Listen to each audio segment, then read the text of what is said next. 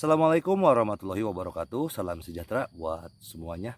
Semoga kita semua dalam keadaan sehat jasmani dan rohani, tidak kekurangan satu apapun. Amin ya robbal alamin. Bab 1453 sampai bab 1456.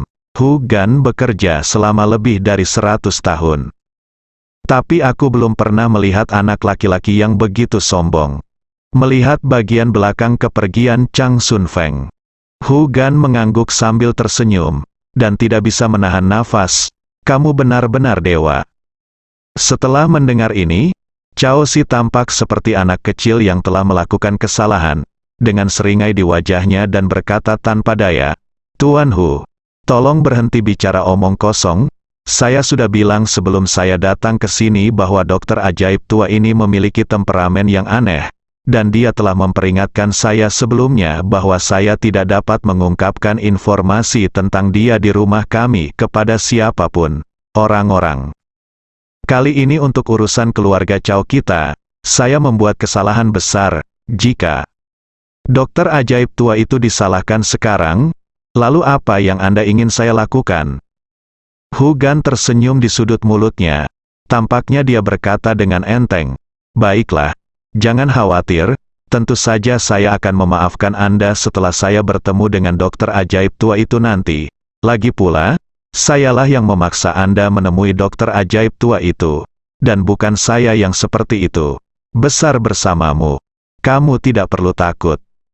Mata Cao Si menunjukkan ketakutan. Berlutut di tempat, dia menghela nafas dan berkata, apakah kamu pikir aku bisa berhenti merasa takut?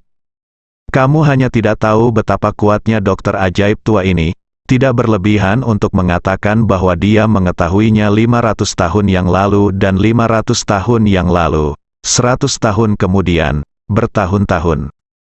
Sekarang, hei, apa gunanya memberitahumu begitu banyak sekarang? Dengar Cao Si mengatakan ini, Hu Gan sepertinya semakin penasaran dengan identitas dokter tua ajaib ini. Dia melihat Cao Si berlutut di tanah dengan tulus. Pikiranku berputar, dia justru menyerahkan tongkat di tangannya kepada gadis di sebelahnya. Melambai, Ku Feng dengan cepat melangkah maju. Melihat Hu Gan hendak berlutut di samping Cao Si, Ku Feng buru-buru mengingatkannya. Dengan suara rendah, Tuan tua, kamu tidak perlu melakukan ini, kan? Hu Gan melambaikan tangannya dan berkata, ini wajar bagiku untuk berlutut pada dewa seperti itu. Tapi kamu tidak harus melakukannya. Itu semua sudah dikatakan. Hu Gan sebenarnya tahu betul keberadaan macam apa Cao Si itu. Sebagai kepala keluarga Cao saat ini, meskipun Cao Si telah ditekan oleh Cao Yin dalam beberapa tahun terakhir. Tapi kemampuan Cao Si terlihat di sini, dewasa ini. Cao Si bisa mengabaikan wajahnya sendiri dan berlutut di sini, menunggu dokter tua ajaib itu menceramahinya. Mengapa dia tidak bisa berlutut dan menunggu dokter tua ajaib itu datang, demi masa depan keluarga Hu? Dengan pemikiran ini, Hu Gan baru saja berlutut. Tanpa diduga, di taman belakang, Li Fugui tiba-tiba menggunakan metode telepon dari jarak ribuan mil. Suaranya dalam dan kuat, dan dia berkata terus terang, bagus sekali, karena kamu bisa berlutut untukku, itu menunjukkan bahwa kamu masih tulus. Seperti anak kecil, Hu Gan menoleh dan melirik ke arah Ku Feng. Sepertinya matanya memberitahu Ku Feng, lihat, aku sedang berlutut sekarang kan? Ku Feng melihatnya, saya selalu merasa ini agak aneh, www.skikwewex.com. Tapi apa sebenarnya yang aneh? Tapi dia tidak bisa memahaminya untuk sementara waktu. Hu Gan mengikuti teladan Cao Si, bersujud ke taman, dan kemudian berkata dengan hormat, Hu Gan dari keluarga Hu ada di sini untuk memberi penghormatan kepada dokter ajaib tua itu. Li Fugui tersenyum dan berkata terus terang, tunggu saja. Jatuh ke tanah, Hu Gan tahu bahwa dia pasti bisa menemui dokter legendaris Jue Juezi hari ini. Pikirkan ini, Hu Qian kemudian dengan cepat melihat ke arah Ku Feng dan memperingatkan dengan serius. Ku Feng, cepat kembali dan beritahu Hu Yong untuk mengadakan upacara penyambutan yang megah. Semua orang di keluarga Hu harus hadir. Ingat, pemandangannya harus megah. Jangan takut mengeluarkan uang. Meskipun Ku Feng penuh keraguan, namun akhirnya, dia masih mengikuti kata-kata Hu Gan dan mengangguk dan menyetujui masalah tersebut. Tidak lama kemudian, Ku Feng kembali ke keluarga Hu. Ketika dia memberitahu Hu Yong semua yang terjadi di keluarga Cao, sebelum Hu Yong dapat berbicara, cucunya Hu Qing berdiri dan berkata dengan ragu-ragu, "Kakek, ayah, apakah menurutmu kakek adalah orang baik? Pernahkah kamu bertemu dengan seorang pembohong?" Dia bertanya. Putra Hu Yong, Hu Li, juga merasakan hal yang sama. Sedikit mengernyit, dia berkata, "Ayah, menurutku ada kemungkinan besar kakek akan bertemu dengan seorang pembohong kali ini. Coba pikirkan, mengingat status keluarga Hu kita semua pernah mendengar tentang dokter ajaib terkenal di dunia. Sekarang tiba-tiba muncul Jue Juezi tertentu, namanya terdengar lucu." Meskipun Hu Yong juga merasakan hal yang sama. Tapi kemudian saya memikirkannya, eksistensi macam apa yang dimiliki orang tua itu. Sebagai tuan yang menghidupi keluarga Hu mereka, dia akan ditipu oleh penipu dan penipu setelah badai besar seumur hidup.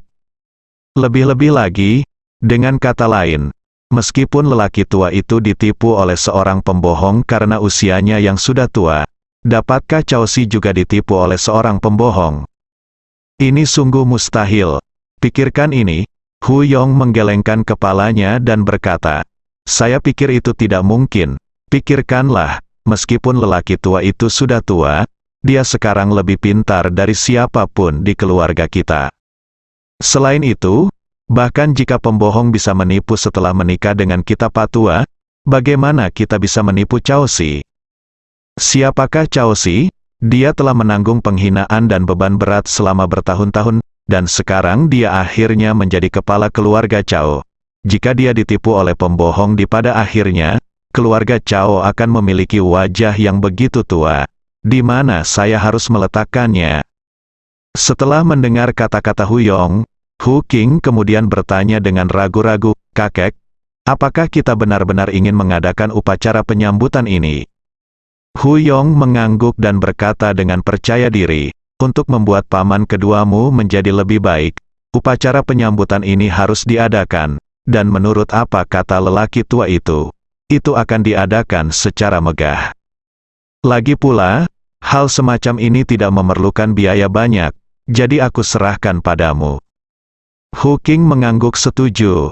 Setelah Hu Qing keluar, Hu Li sedikit mengernyit saat ini dan berkata, "Ayah, mengapa saya selalu merasa bahwa masalah ini agak tidak dapat diprediksi? Pikirkanlah, menurut apa yang guruku katakan, karena posisi Cao Si sebagai kepala keluarga Cao, apakah ini seorang dokter tua yang ajaib membantu kita duduk di atasnya? Mengapa kita belum pernah mendengarnya sebelumnya?" Hu Yong tampak bingung. Dia menunduk dan merenung selama beberapa detik. Jadi dia menatap Ku Feng dan bertanya, "Tuanku, apakah lelaki tua itu masih di keluarga Cao sekarang?" Ku Feng mengangguk. Hu Yong mengertakkan gigi, lalu berkata pada Hu Li dengan serius, "Hu Li, aku akan ke rumah Cao sekarang untuk melihat apa yang terjadi. Setelah aku pergi, kamu harus melakukan semua yang kamu bisa untuk menjagamu dengan baik. Kakak, kamu harus menunggu orang tua itu kembali." Hu Li berkata dengan gelisah, "Ayah, bagaimana kalau aku pergi ke sana bersamamu?" Hu Yong melambaikan tangannya dan berkata, "Apa yang akan kamu lakukan? Tidak apa-apa jika tidak ada seorang pun di rumah sekarang. Jadi saya harus pergi dan melihat. Itu tergantung situasinya." Setelah mengatakan itu, Hu Yong dengan serius memperingatkan guruku, "Tuanku, setelah saya pergi, Anda akan membantu mengurus semuanya di rumah, dan jangan biarkan keluarga mendapat masalah, tahu?" Ku Feng buru-buru mengangguk dan berkata, "Tuan, Anda bisa pergi dengan tenang." Hu Yong menghela nafas sedikit. Dia berbalik dan berjalan menuju pintu. Tunggu sampai Hu Yong pergi, Ku Feng kemudian berkata kepada Hu Li, "Tuan, Apakah menurut Anda apa yang terjadi kali ini dapat dipercaya? Huli melirik ke arah Husi di ranjang rumah sakit dan menghela napas dengan sedih.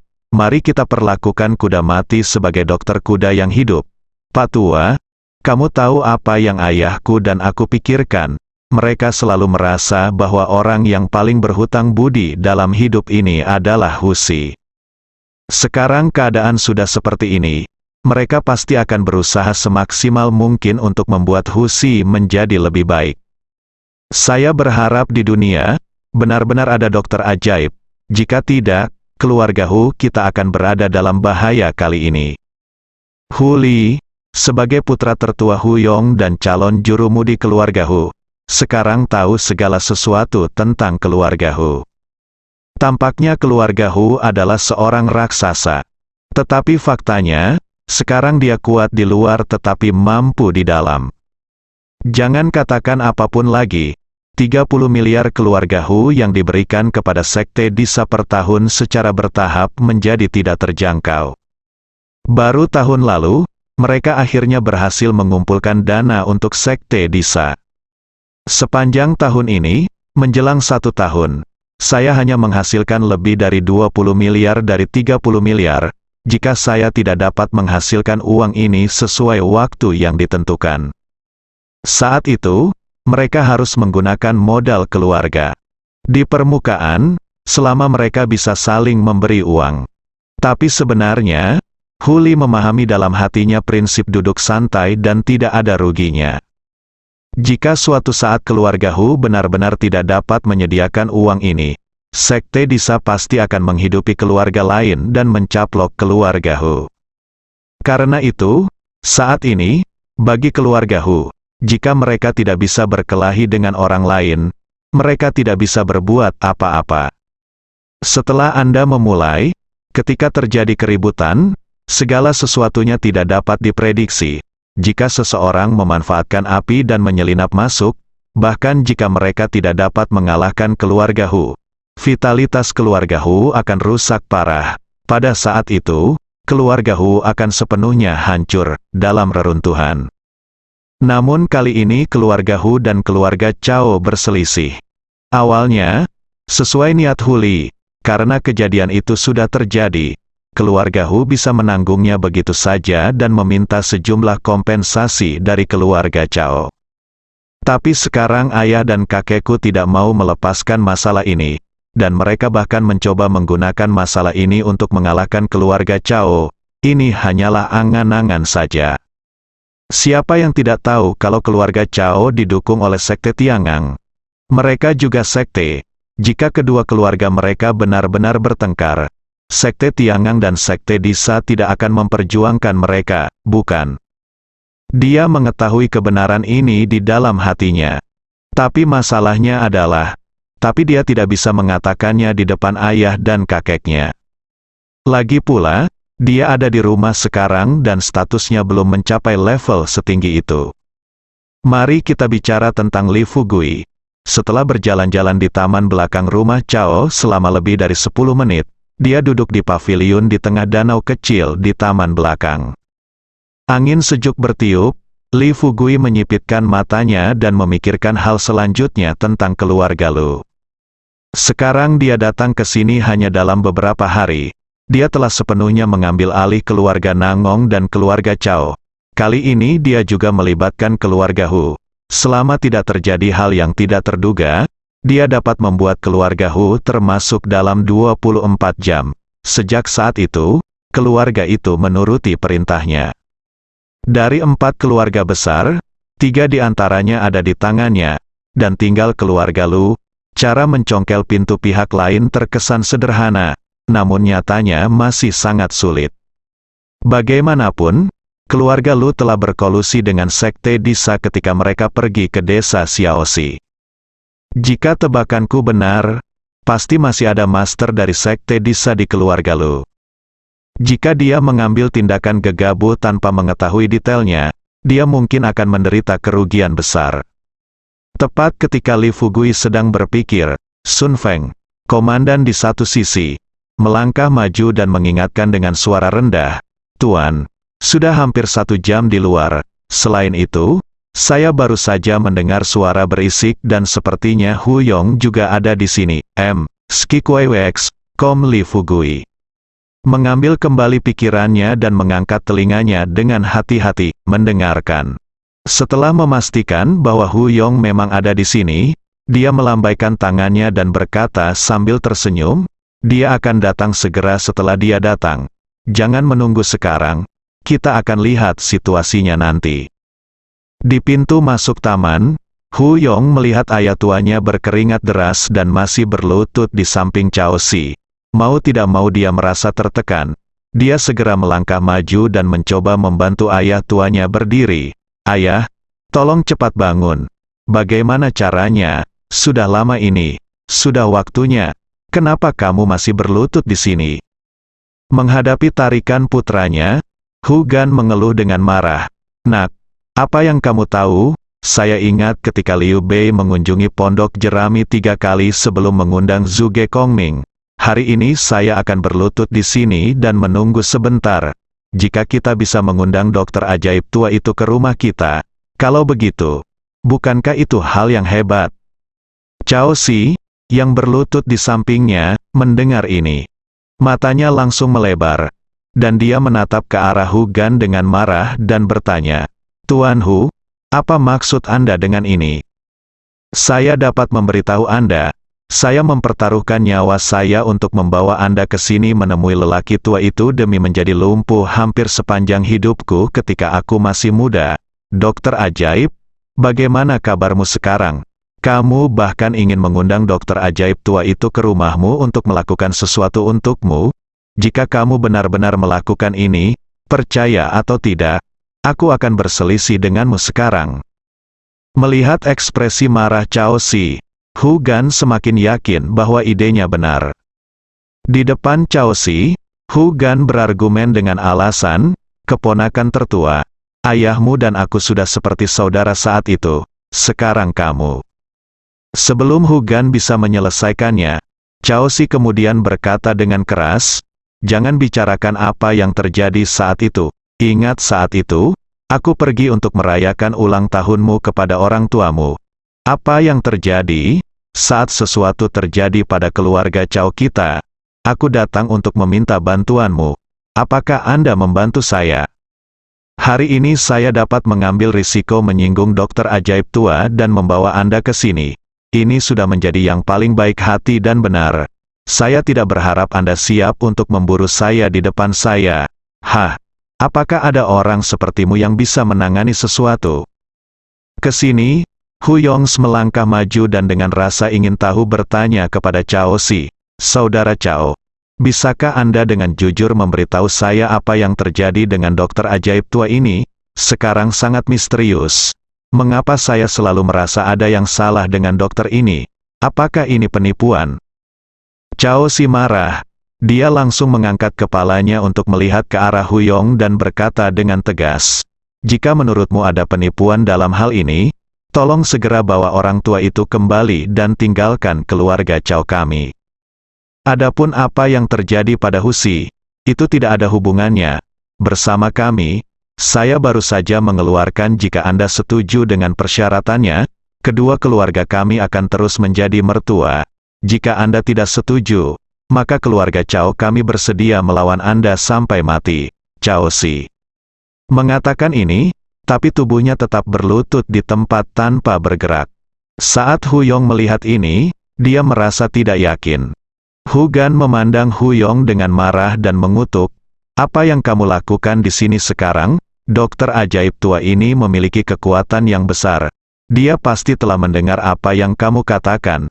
Mengapa kamu tidak berlutut di tanah dan memberiku pesan? Akankah dokter ajaib tua itu meminta maaf? Hu Yong tampak gelisah, sambil memikirkannya. Karena tidak ingin memasuki taman, sebuah suara tua namun kuat keluar. Karena kamu meragukan kekuatanku, tidak perlu terus berlutut di luar. Baiklah, aku telah menggantungkan pot untuk membantu dunia sepanjang hidupku.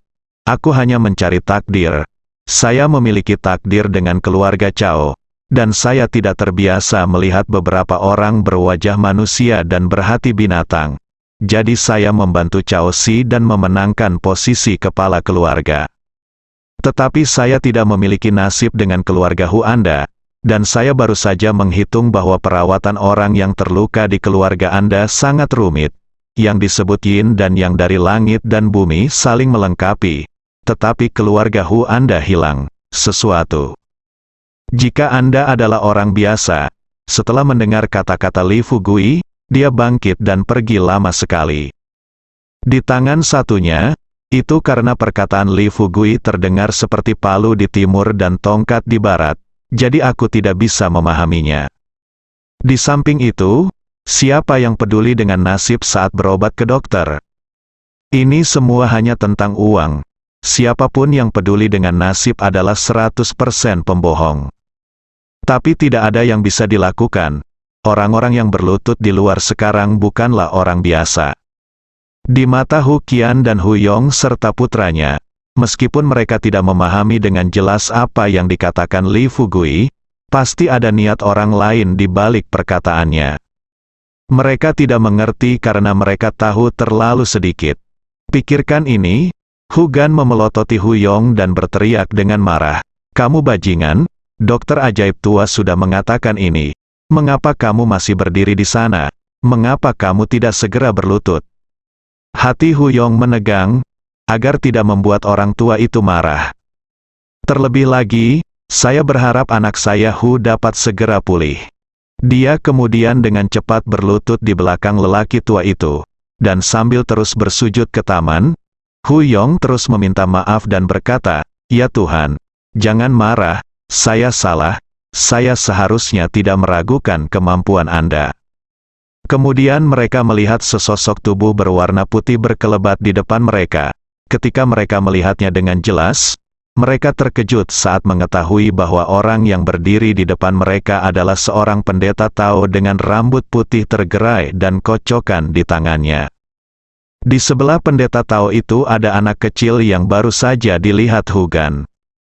Li Fugui mengangkat kepalanya tinggi-tinggi, dengan sedikit ketidaksenangan di matanya. Dia mengabaikan Hu Gan dan Hu Yong, tapi menatap Chao Si. "Chao Si, kamu tidak mengindahkan kata-kataku, kan? Pernahkah aku memperingatkanmu untuk tidak membantuku? Kamu memberitahu orang lain apa yang kamu lakukan, tapi bukannya mendengarkan, kamu malah membawakannya kepadaku. Apa yang kamu inginkan?" Wajah Chao Si menjadi pucat, seluruh tubuhnya gemetar, dia berlutut di tempat, bersujud dan meminta maaf, "Pak Tua Dokter Ajaib. Tolong, ini salahku. Mohon maafkan saya kali ini. Saya tidak akan pernah berani melakukannya lagi." Li Fugui tampak serius, melambaikan tangannya dan berkata terus terang, "Saat saya melihat Anda melakukan kesalahan untuk pertama kalinya, saya akan mengampuni hidup Anda. Tapi kejahatan kematian bisa dihindari, tapi kejahatan hidup tidak bisa dihindari. Jadi lepaskan saja tangan kirimu." Chao Si buru-buru mengangguk dan terus berterima kasih padanya. "Terima kasih, dokter ajaib tua, terima kasih banyak, Ki," kata Kuai. Chao Si mengeluarkan belati dari lengannya, dan dalam sekejap, dia menebas pergelangan tangan kirinya. Hu Gan melihat ini. Saat ini, dia dengan cepat mencoba yang terbaik untuk melangkah maju dan meraih tangan kanan Chao Si. Kemudian dia buru-buru berkata kepada Li Fugui, "Dokter ajaib tua, saya harap Anda tidak menyalahkan dia atas masalah ini. Saya sangat meminta untuk bertemu dengan Anda hari ini. Jika Anda ingin disalahkan, salahkan saya." Hu Gan telah bekerja selama ratusan bertahun-tahun. Dia secara alami memiliki lebih banyak pemikiran daripada orang biasa. Sekarang setelah saya bertemu dengan abdi Tuhan seperti itu, dia tetaplah abdi Tuhan yang lebih mementingkan nasib daripada uang. Ini membuktikan bahwa memang ada master yang luar biasa di dunia. Sebagian besar penguasa duniawi dalam kesannya adalah orang yang bermoral. Jika dia melihat Chao Si melepaskan tangan kirinya tanpa menghentikannya, itu pertanda tidak etis. Bagaimana jika dokter ajaib tua itu menyalahkannya atas masalah ini? Maka peluang mereka untuk bangkit sepenuhnya dari keluarga Hu akan hancur di tangan mereka sendiri. Meski Li Fugui debut belum lama ini, namun sejak mulai berkembang, dia telah menemui banyak peluang besar. Integrasikan pengalaman, dia sudah mengetahui pemikiran orang-orang ini. Setelah mendengar apa yang dikatakan Hu Gan, diam-diam Li Fugui merasa bahagia. Tapi wajahnya masih sama seperti sebelumnya. Setelah melirik ke arah Hu Gan, dia berkata dengan dingin, "Apakah kamu bertanggung jawab jika kamu melakukan kesalahan? Kamu harus mendapatkan hukuman yang pantas. Jika kamu melakukan kesalahan, biarkan orang lain yang memikul tanggung jawab. Kalau begitu, bukankah orang-orang berkuasa di dunia ini bisa membuat kesalahan tanpa ampun?" Dia menjatuhkan kata-kata ini. Li Fugui mengerutkan kening dan menatap Cao Si. Cao Si melihat ini, ikuti saja apa yang telah dibahas sebelumnya. Tidak terlalu memikirkannya, dia melepaskan diri dari tangan Hu Gan dan memotong pergelangan tangannya dengan tegas. Dengan telapak tangan jatuh ke tanah, darah muncrat seketika. Li Fugui mengangguk, dan kemudian bertanya kepada Cao Si, "Sekarang apakah kamu tahu aku salah?" Cao Si buru-buru mengangguk dan berkata, "Dokter ajaib tua, aku tahu aku salah." Li Fugui hanya menunjukkan senyum bahagia dan berkata terus terang, "Aku tahu aku salah. Jika kamu bisa berubah, kamu bisa berbuat lebih baik. Izinkan aku bertanya padamu, apa yang kamu pikirkan ketika kamu melepaskan tanganmu?" Cao Si menundukkan kepalanya, seluruh tubuhnya gemetar karena rasa sakit, dan berkata dengan lembut, "Saya seharusnya tidak mengabaikan kata-kata Anda. Jika berita tentang Anda berada di rumah saya terungkap, saya tidak boleh membawanya ke sini untuk mencari Anda." Li Fugui bertanya lagi, "Kalau begitu, apakah Anda akan membuat kesalahan seperti itu lagi di masa depan?" Cao Si berkata dengan tegas, "Tidak, aku tidak akan pernah melakukannya lagi." Li Fugui lalu melambaikan tangannya dan berkata terus terang kepada Cao Si, "Baiklah.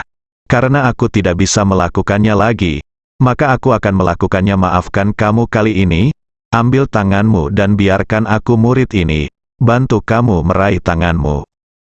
Cao Si bersujud terlebih dahulu, lalu dia mengambilnya dengan tangan kanannya yang gemetar. Chang Sun Feng yang berpura-pura menjadi laki-laki berkata kepada Cao Si dengan ekspresi santai, "Ayo, aku akan memberimu obatnya dulu, bersabarlah, kamu akan segera baik-baik saja." Cao Si terhuyung dan mengikuti Chang Sun Feng di belakang. Keduanya memasuki taman, berjalan ke tempat sepi di satu sisi. Cao Si buru-buru mengeluarkan lengan palsu yang baru saja dibuat Li Fugui untuknya, dan kemudian menghela nafas kepada Chang Sun Feng, "Keterampilan saudara Li.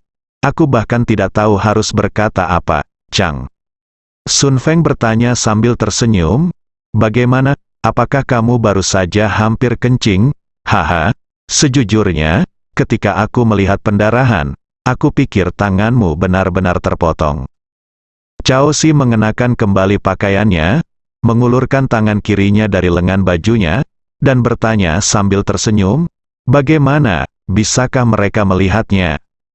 Chang Sun Feng dengan cepat tersenyum pada Cao Si dan berkata, Oke, taruh beberapa di atasnya. Darah, ayo kita tunggu beberapa menit sebelum keluar.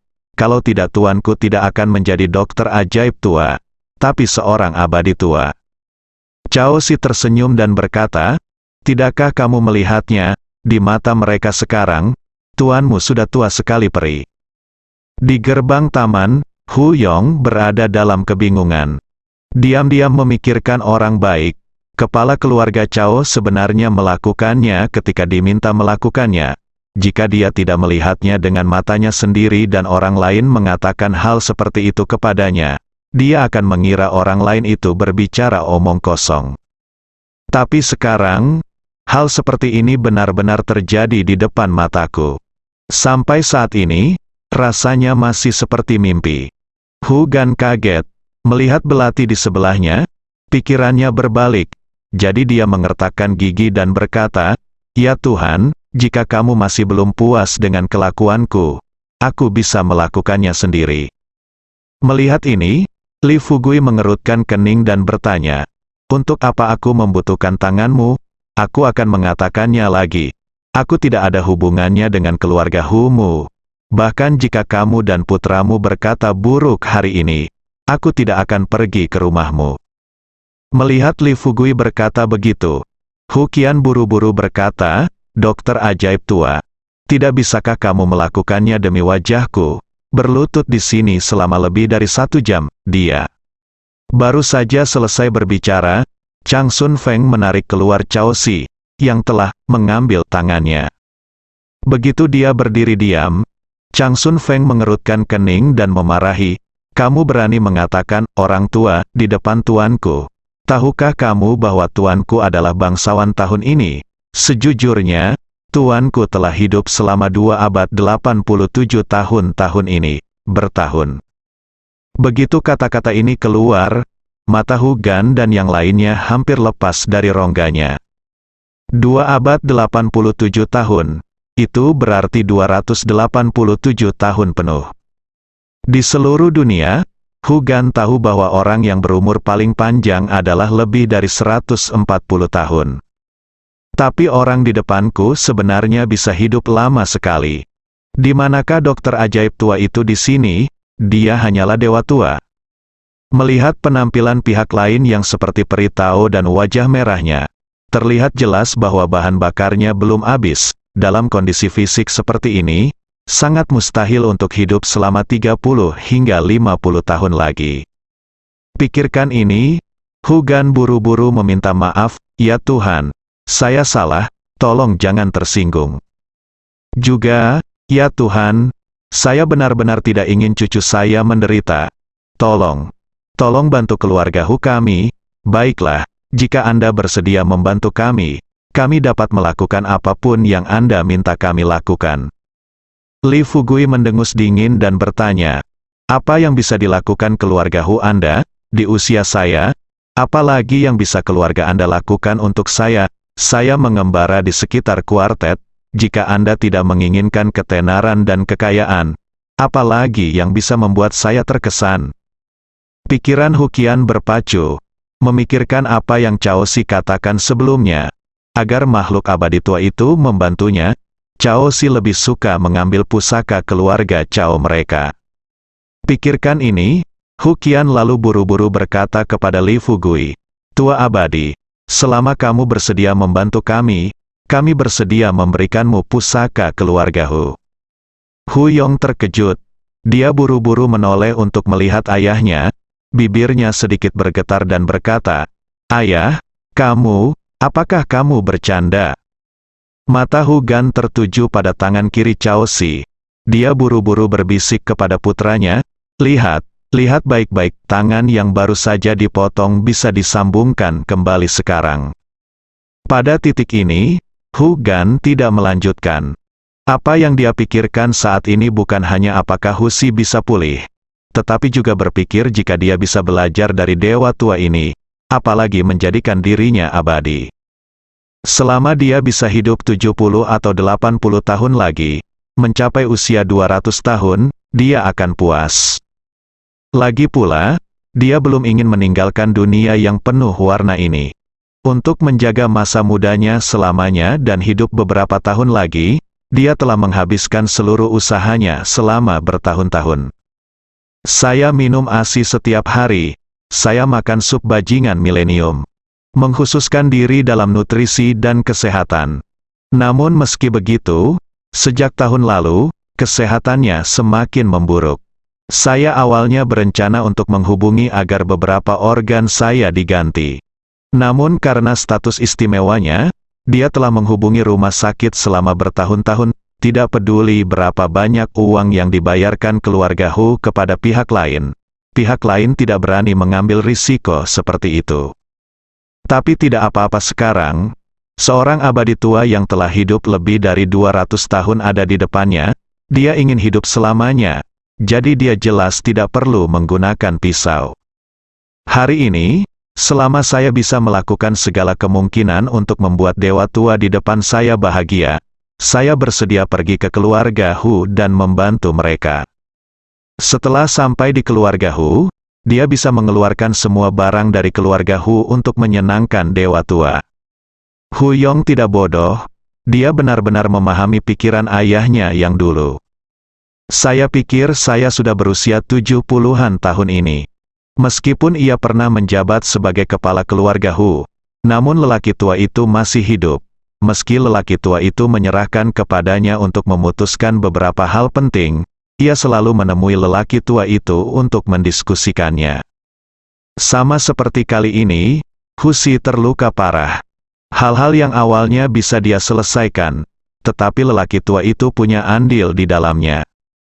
Jika kali ini mereka benar-benar mengikuti keinginan lelaki tua itu dan mengundang dokter ajaib tua di depan mereka ke rumah mereka, dilihat dari sikap lelaki tua itu, mereka pasti akan berusaha sebaik mungkin untuk menyenangkan dewa tua itu.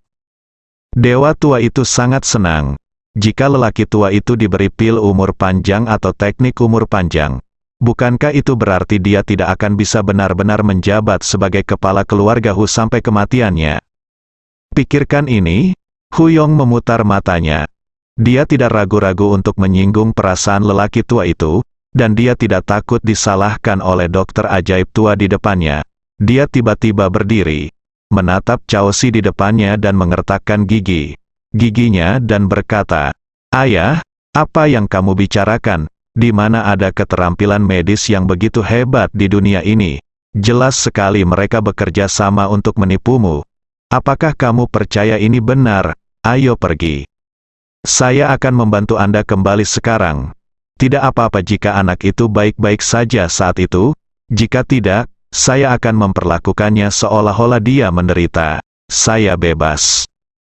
Tanpa diduga, Hu Yonggang menghampiri Hu Gan. Li Fugui mencibir dan berkata, pelan-pelan, "Haha, Hu Yong, aku tidak menyangka kalau aku mengira kamu adalah orang yang berbakti. Tapi sekarang sepertinya aku salah, haha. Jika tebakanku benar, yang kamu takuti bukanlah kami pembohong. Yang kamu takutkan adalah aku akan mengajari ayahmu beberapa keterampilan rahasia dan membiarkan ayahmu hidup beberapa dekade lagi, kan?" Kata-kata itu jatuh pada tempatnya. Hu Yong langsung pucat dan berkata dengan lantang, "Kamu berbicara omong kosong, bagaimana aku bisa mempunyai ide seperti itu?" Li Fugui berkata sambil tersenyum, "Saya sudah mengatakan bahwa ketika saya memperlakukan orang, ini tentang takdir. Haha, sekarang tampaknya orang tuamu dan aku sudah ditakdirkan." Dia berkata, Li Fugui melambai kepada Hu Gan dan berkata, "Keponakanku sayang, kamu bangun duluan. Karena anakmu takut kalau aku pembohong, aku akan memberimu sebotol cairan dewa sekarang. Minumlah botol cairan dewa ini dan simpanlah agar kamu bisa hidup lebih lama, suatu zaman." Li Fugui mengeluarkan sebotol sari-sari ginseng kecil dari pelukannya. Li Fugui tidak membawa banyak barang saat dia datang ke ibu kota kali ini. Tidak mudah memberi kepada saudara-saudara di sekitar saya pada hari kerja. Selalu pakai itu, saya kebetulan mengeluarkannya hari ini dan menginstalnya. Setelah Hu Gan mendengar kata-kata ini, dia sangat bersemangat hingga hampir menangis. Dia berdiri dengan cepat, dan sambil terus berterima kasih padanya, dia mengulurkan tangannya dengan gemetar dan mengambil cairan suci dari tangan Li Fugui. Setelah membukanya, dia tidak menyangka akan keluar bau khusus darinya. Rasanya seperti sup ginseng, tapi juga berbau seperti air seni. Letakkan di sebelah lubang hidung dan cium baunya. Hu Gan akhirnya menahan diri dan meminum cairan di dalamnya. Setelah Hu Gan selesai minum, adegan tak terduga terjadi. Rambut Hu Qian yang semula seputih salju tiba-tiba berubah warna menjadi coklat dari akarnya. Kedua, pipi yang tampak pucat tadi sebenarnya cukup merona, bersambung.